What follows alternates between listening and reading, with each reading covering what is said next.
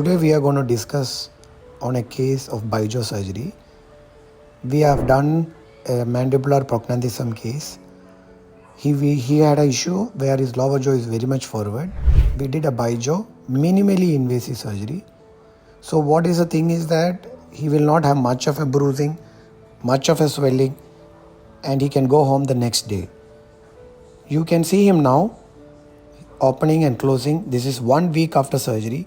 Very less swelling, very minimal swelling, and he's able to go back to his routine with a good jawline, with a good profile. എൻ്റെ പേര് ജോമി ജോയ്. ഞാൻ പത്തനംതിട്ട ജില്ലയിൽ നിന്ന് ചന്ദനപ്പള്ളി എന്ന സ്ഥലത്തു നിന്നാണ് വരുന്നത്.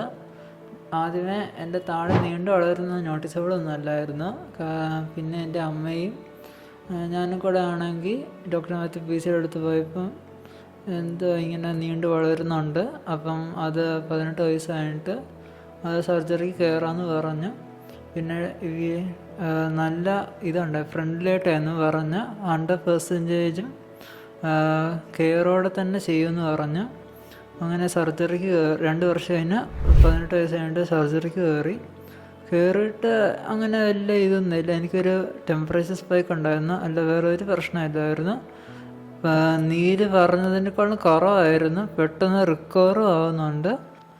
ഞാനാണെങ്കിൽ എൻ്റെ സർജറി ചെയ്തപ്പം തന്നെ ഞാൻ പറയുന്ന ഈ ന്യൂ ഫേസ് 100% നമുക്ക് ആ ഉള്ള